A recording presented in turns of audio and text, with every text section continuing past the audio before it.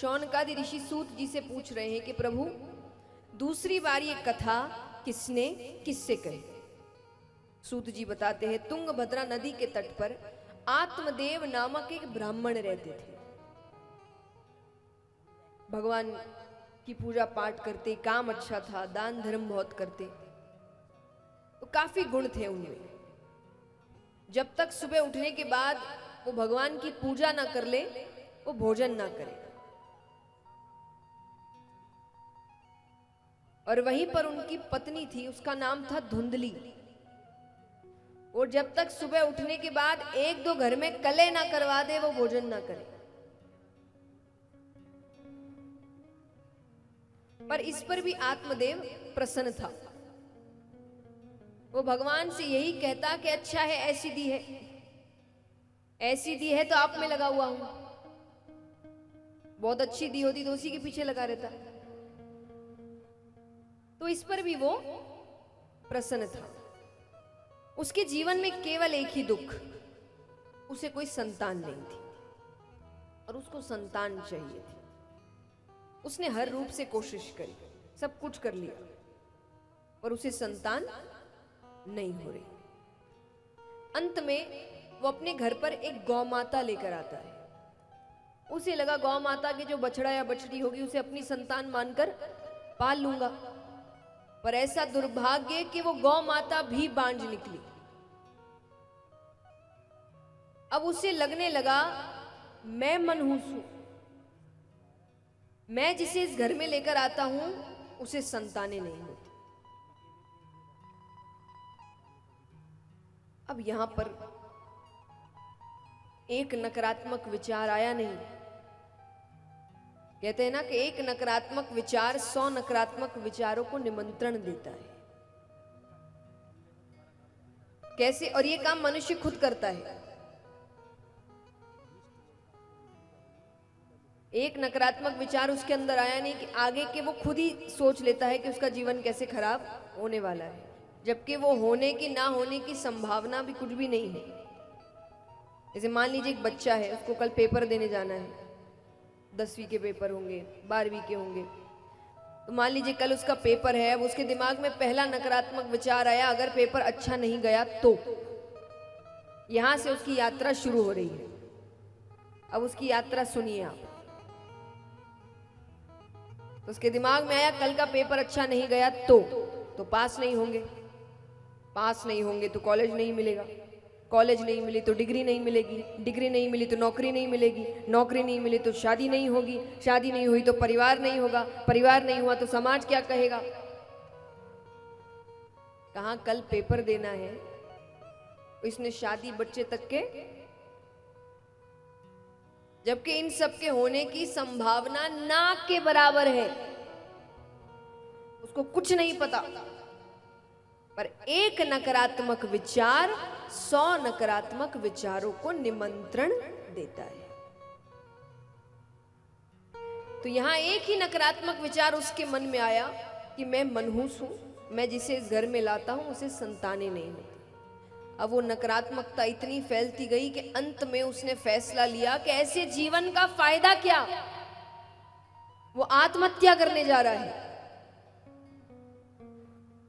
वो नदी में कूदने ही वाला है कि पीछे से एक ऋषि खींच लेते हैं। अरे क्या कर रहे हो, इतनी मुश्किल से मनुष्य जन्म मिलता है, ऐसे ही त्याग दोगे?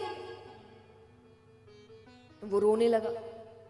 वो कहे मुझे संतान नहीं है, संतान के बिना ये जीवन अधूरा लगता है, मेरा कल्याण कैसे होगा? ऋषि ने कहा तो तुम्हारे हिसाब से जिस जिसकी संतानें हैं सबका कल्याण हो गया? अरे ये जीवन केवल संतानें पैदा करने के लिए मिला है क्या? यही करना था तो जानवर ही बन जाते। देखिए असलियत में देखा जाए तो हम एक जानवर जैसा जीवन ही जी रहे हैं। अगर हम कुछ अलग नहीं कर रहे, कुछ बदलाव नहीं ला रहे इस संसार में, तो जानवरों का ही जीवन तो जी रहे हैं। आज हम काम करते हैं पेट भरने के लिए, वो शिकार करता है पेट भरने के लिए। हम शादी करके बच्चे पैदा करते हैं, वही बच्चे पैदा कर रहे हैं, इतना ही कर रहे हैं। उन बच्चों का ध्यान रख रहे हैं, बच्चों को भी वैसी जिंदगी वो जैसे हमने जिया वो भी वैसे ही जी रहे हैं, मर गए, खत्म कहानी। इतना ही करना था तो जानवर ही बन जाते।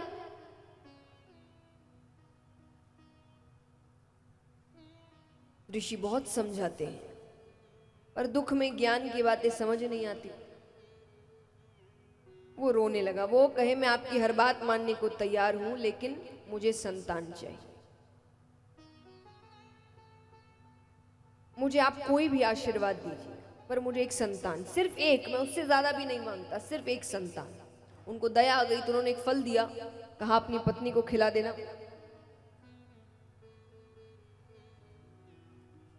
कहा अपनी पत्नी को खिला देना।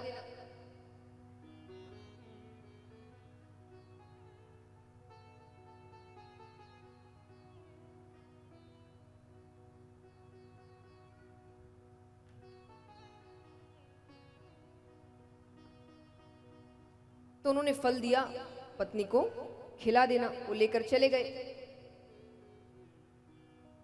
अब पत्नी को दे दिया। अब पत्नी मन में विचार कर रही है कि पता नहीं फल खाने से क्या हो जाए, किससे लेकर आए हैं। इतने में ही उसकी बहन का आना होता है। उसने अपनी बहन को सब कुछ बताया। बहन ने कहा देखो, तुम्हारे पास धन की कमी नहीं, मेरे पास संतानों की कमी नहीं। मैं अभी 1 महीने के गर्भ से हूं। तुम अपने पति से कहना कि तुमने फल खा लिया, तुम गर्भवती हो गई, पर संतान तुम अपनी बहन के घर पैदा करोगे। मुझे जो संतान होगी वो मैं तुम्हें दे दूंगी और तुम मुझे उसके बदले बहुत सा धन दे देना। उसको बात सही लगी। अब वो कहे कि इस फल का क्या करे। अरे बोले इनसे कुछ होना है क्या। गौ माता की टोकरी में डाल दिया। तो गौ माता ने खा लिया, वो गर्भवती हो गई। 9 महीने बाद दोनों को बालक हुए। अब धुंधली से जो बालक हुआ उसका नाम रख, यानी जो बहन से वो लेकर आती है उसका नाम रखा धुंधकारी। और गौमाता से जो बालक हुआ उसका नाम रखा गौकर्ण। गौकर्ण नाम क्यों रखा। उसका शरीर मनुष्य का था पर कान गाय के थे, इसीलिए उसका नाम रखा गौकर्ण। अब दोनों बच्चे बड़े होते हैं। गौकर्ण जी बहुत अच्छे बालक हुए और वहीं पर धुंधकारी सर्व अवगुण संपन्न। आपने नहीं सुना हो तो फिर कहूं, सर्व अवगुण संपन्न। ऐसा कोई अवगुण नहीं जो उसमें ना हो। झूठ बोलना, चोरी करना, मदिरापान करना, नशा करना, गलत संग करना, वो सब करता। अब यहां पर थोड़ी अच्छी उम्र हुई तो गौकर्ण जी गुरुकुल जाने लगते हैं। पिता से कहा कि मेरे हिसाब से अब आपको भी गृहस्थ त्याग देना चाहिए, क्योंकि पहले गृहस्थ वाले भी जीवन भर गृहस्थ में नहीं रहते थे। जब बच्चे अच्छे समझदार हो जाते थे तो उनको काम सौंपकर वो वैराग्य ले लेते थे।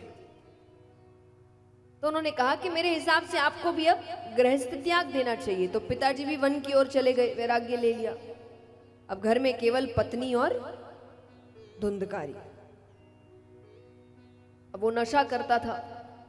नशा करने वालों को सही समय पर नशा नहीं मिले तो बेचैनी होती है। अब एक बार उसको नशा करना है, धन की जरूरत है, उसके पास धन है नहीं, तो माँ के पास आता है कि मुझे धन चाहिए। घर में कुछ नहीं था। उसने कहा मेरे पास कुछ भी नहीं है। उसको इतना क्रोध आया कि उसने क्रोध में आकर अपनी माता को ही मार दिया। अब पूरी आजादी, और जितनी भी गलत संगत थी उन सबको लेकर आ गया। उनके कहने पर राजा के खजाने में चोरी करी। अब उनको लगा एक ना एक दिन तो पकड़े जाएंगे, तो एक रात्रि उसको बहुत मदिरा पान कराया गया, इतना कि वो खुद कुछ करने की हालत में ना रहे। अब उसको मारने की कोशिश कर रहे हैं। बहुत से तरीके अपनाते, यानी अब वो अधमरी हालत में है पर मर नहीं रहा। इतने पाप किए हैं, आसानी से तो मरने वाला नहीं। अंत में गरम गरम दहकते हुए कोयले होते हैं, वो उसके मुख में डाल दिए गए। बहुत दर्दनाक मृत्यु आई। उसके बाद भी उसे मुक्ति नहीं मिली, उसे प्रेत योनि प्राप्त हुई। गौकर्ण जी को पता चलता है, वो श्राद्ध इत्यादि करा के घर पहुंचते हैं। रात्रि में किसी के रोने की आवाज आती है। उन्होंने जोर से कहा, कौन है? एक आवाज आई, मैं तुम्हारा भाई धुंधकारी, मुझे प्रेत योनि प्राप्त हुई है, मेरी मुक्ति के लिए कुछ करो। वो कहे, मैंने गया में श्राद्ध इत्यादि सब करा दिया। वो कहे, गया श्राद्ध शते नापि मुक्तिर में न भविष्यति। एक बार क्या 100 बार भी करा दो, मुझे मुक्ति नहीं मिलेगी। मैंने इतने पाप किए हैं, अब तुम्हें कुछ करना पड़ेगा मेरे लिए। तब गौकर्ण जी ने कहा, कल सुबह आना। तो वो सूर्योदय से पहले उठ जाया करते थे। तो सूर्यनारायण भगवान आते हैं, वो उनसे पूछते हैं कि मुझे क्या करना चाहिए। सूर्यनारायण भगवान ने कहा, आप श्रीमद् भागवत कथा सप्ताह पारायण करिए। तो श्रीमद् भागवत कथा सप्ताह पारायण की जाती है और 7 दिनों में ऐसा कल्याण होता है कि धुंधकारी जी को लेने भगवान का विमान आता है। अब कथा उस वक्त बहुतों ने सुनी थी। गौकर्ण जी ने बहुतों को निमंत्रण दिया था कि कथा हो ही रही है तो सब सुने। जब विमान आया तो उन्होंने विमान को रोक दिया। वो कहे, कथा सबने सुनी है, विमान सिर्फ इसके लिए क्यों? तब जो भगवान के पार्षद आए थे, उन्होंने कहा कि केवल सुनने से कल्याण नहीं होता। कई बार लोग आते ना, हमने तो इतनी कथा सुन ली फिर भी कुछ नहीं हो रहा, क्योंकि सिर्फ सुन रहे हो, कुछ कर नहीं रहे। आते हैं, सुनते हैं, उठते हैं, कपड़े झाड़ते, घर जाते, भूल जाते हैं, क्या फायदा? ऐसे हजारों बार सुन लो, कोई फायदा नहीं होने वाला। अब चलते हैं नैमिषारण्य वन में, जहां 88,000 ऋषिगण बैठे हैं, जिनको कथा सुना रहे हैं सूत जी। और इन 88,000 ऋषिगणों में जो सबसे बड़े ऋषि हैं, उनका नाम है शौनक ऋषि। इसीलिए सभी को शौनकादि ऋषियों के नाम से संबोधित करें। तो शौनकादि ऋषि यहां पर सूत जी से पूछ रहे हैं कि प्रभु, अज्ञान ध्वांत विदवंशा कोटि सूर्य समप्रभा सूताख्या ही कथा सारम मम कर्णे रसायनम। वो कह रहे हैं कि हम अज्ञानी हैं, पर आप में एक नहीं, दो नहीं, करोड़ों सूर्यों के समान ज्ञान रूपी प्रकाश है। तो हमें बताइए कि कलयुग के जो जीव है, उनका कल्याण कैसे होगा? सूत जी बताते हैं, काल व्याल मुख ग्रास त्रास निर्नाश हेतवे श्रीमद् भागवतम शास्त्रम कलोकिरेण भाषितम। काल व्याल मुख ग्रास, काल एक सर्प की तरह है जो सबको अपना भोजन बनाते हुए आ रहा है। सबकी आयु निश्चित है। कहते हैं कि एक बच्चा जब जन्म लेता है, वो बड़ा होगा कि नहीं होगा, इसमें संदेह है? बताओ। संदेह माने डाउट। तो संदेह है? ध्यान से सुनिए प्रश्न। एक बच्चा है, जन्म लेता है, अब वो बड़ा होगा कि नहीं होगा, इसमें संदेह है? नहीं है। आपको उसकी उम्र पता है? क्या पता उसकी उम्र ज्यादा नहीं हुई तो? उसकी उम्र, बच्चे की उम्र नहीं हुई ज्यादा, बड़ा नहीं हुआ, कुछ समय बाद ही बुलावा आ गया, उम्र तो किसी की पता नहीं ना। तो संदेह है। वो पढ़ाई करेगा कि नहीं करेगा, इसमें संदेह है? जोर से कहिए। है। उसकी शादी होगी कि नहीं होगी, इसमें संदेह है? उसके बच्चे होंगे कि नहीं होंगे, इसमें संदेह है? वो मरेगा कि नहीं मरेगा, इसमें संदेह है? इसमें कोई संदेह नहीं। जिसने जन्म लिया है वो मरेगा। तो मृत्यु सबकी तय है। व्यक्ति इसी को भूल जाता है, इसी से भागता है। और जबकि दुनिया के सबसे बड़ी सच्चाई यही है